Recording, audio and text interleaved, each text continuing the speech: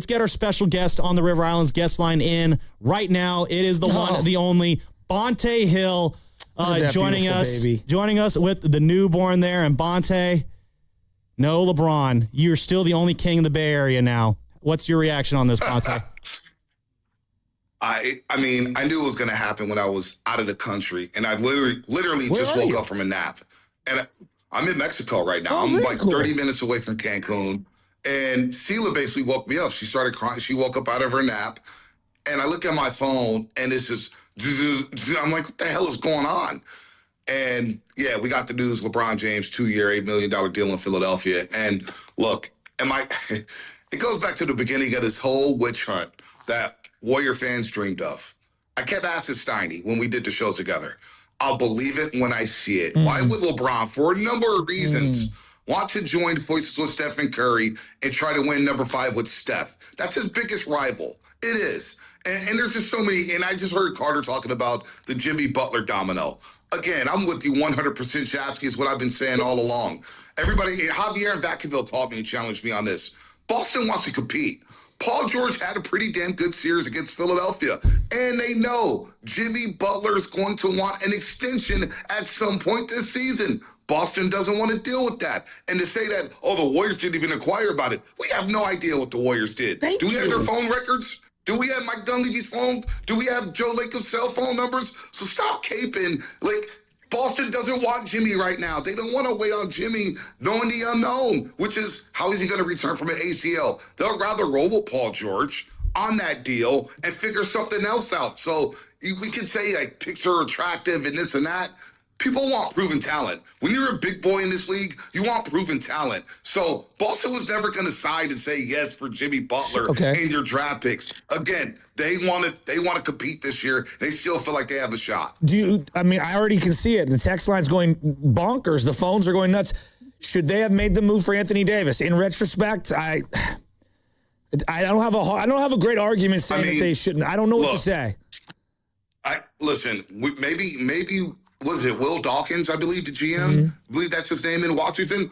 Maybe he's serious about Washington maybe doing something this year. Maybe he's serious about, I want to see what it looks like with Trae Young, Anthony Davis, AJ DeBanta, Alex Sarr, who's another number 1 overall draft pick. So in retrospect, sure, they should have went all in for AD because right now that looks better than what you have on paper right now. But again, Warrior fans wouldn't have felt good about AD in a max deal. Warrior fans wouldn't have felt good about AD signing long-term, knowing what he is, knowing that he can't stay on the floor, and knowing the roster that you have right now with guys who, Al Horford, Kristaps Porzingis, DeAnthony Melton, Steph at his age, Draymond at his age. You got a lot of guys who may not play back-to-backs this year. So, in hindsight, 2020, I probably would have made the deal, but again, people would have complained about that had they made the move for Anthony Davis. Well, especially, Bonta, if they go out of the way to make this move for Anthony Davis, mortgage all those draft picks, and then I feel like you're only doing that if you have the assurance that LeBron James is coming here. I would not have made that trade, and then LeBron still goes to Philadelphia. Now you're stuck with Anthony Davis and the injury risk that he is, and you don't have all those picks. Just if you're trying to look long-term and see, can I still build a competitive team after Steph leaves, making a move like that takes away that ability, and you don't get LeBron James. So, yeah, I have a hard time saying I was never really all in on going in on Anthony Davis in this process. It's just it didn't feel like. Yeah, I wasn't either. But back to LeBron and the Warriors angle. I never believed for 1 second. We've watched LeBron's entire career. Yeah. When it came out that, hey, he wants to have fun and he wants to play with friends. LeBron's about legacy. LeBron wants to be the top dog at the end of the day. He wants to be on an island by himself where he's looking down on the likes of Michael Jordan, Kareem Abdul-Jabbar, Kobe Bryant, Wilt Chamberlain. This is about ring number 5.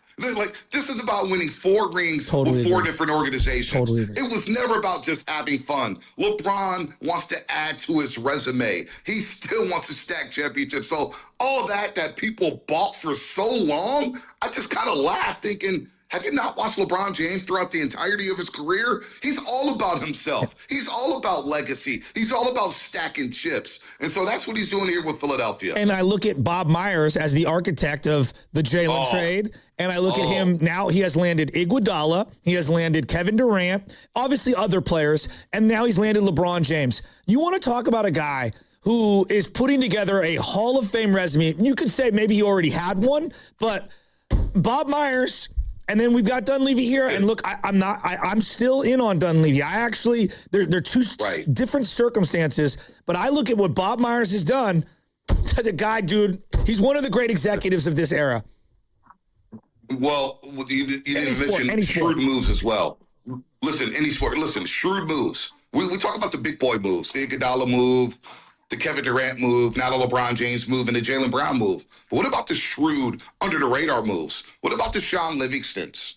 What about the Leandro Barbosas? What about the Mo Buckets? What about the Otto Porter Juniors? What about the David West? After David West said no to the Warriors originally, goes to San Antonio because Bob's like, we got a spot for you. Come back out here. How about the move for Andrew Wiggins? Yeah. All right, you trade D'Lo for D'Lo to keep that slot. You flip D'Lo for Andrew Wiggins and the pick, which became Jonathan Kuminga. So Bob Myers, a lot of Warrior fans thought he didn't do anything. Well, look at him now. And by the way, he did draft Ryan Rollins. And I believe Guy Santos was part of that draft as well. Yes. So you got to put some respect on Bob Myers. Bob Myers is a hell of a GM, and now he's saying, hold my beer. I'm back in action, baby. So where do we go from here, Warrior fans? Like, I'm bummed. Like, I'm not going to lie. I allowed myself to believe this was a possibility. And now it's like, okay, does Draymond join him in Philadelphia? Do we want Draymond back? Do you sign GP2? Like, you cannot roll back this exact same team, sprinkle in Yaxel. Like, I feel like I don't know where you go from here. Like, give me what you would want the Warriors to do. That's where it's going, though. Well, losing it. You have to. You go back to the plan that you had before LeBron James was a free agent, and the plan is to let the money roll off the books after next season. So with Draymond Green, I think for this organization and where they're positioned, giving him more than a one-year deal would be kind of foolish. It will kind of contradict what you've kind of sent, that message that you sent over the last year. Clear your books next year. You roll out this team. You tell Steph, hey, what do you want to do? What do you really want to do? And I believe Steph wants to finish as a Golden State Warrior, but things change. You don't sign any additional contracts. Like the Horford player option, that's a cheap deal, right? Moses Moody's on the books. It's a cheap deal. You hold off on giving some mega money to anybody on this roster. No more than a one-year deal. If you give Draymond a two-year deal, you got to make sure that it's a team option and not a player option. And that's, unfortunately, it's a disappointment. Now, I think we're all excited about Yaxel Lindeborg, and Lindeborg's going to play a lot. But the reality is, if you get 13 and 16 back-to-backs, your big boys may not play in those back-to-backs. That's the harsh reality. And then you got to wait on Jimmy Butler. You got to pray that Jimmy Butler and Moses Moody's healthy at some point this season to at least be in a first-round series. We're not even talking about making a run. Can you get to the first round of the playoffs and get out of that play-in tournament? But Shasky, Lubman, I'm not signing any extra money past this season. That's how I approach this season. What if Draymond joins LeBron in Philly? It would almost be like, you leave Steph Curry to go to Philly. I wouldn't honestly be that mad at him because he'd be a perfect piece for them. He'd be a nice piece for them. I wonder how Warrior fans feel about Draymond because he was the main culprit in terms of hanging out with LeBron, golfing with him, having dinner with him, at Fanatics Fest with him. I wonder how Warrior fans feel about Day-Day these days. I really do. I think he's coming back to the Warriors. I don't think he's playing anywhere else.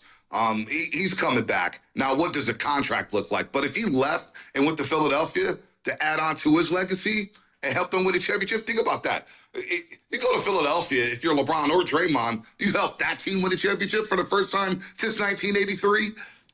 Man, now you talk about some legacies there, but I don't know, man. I am intrigued to see how the season rolls out with Draymond Green and Warrior fans. Yeah, that will be interesting.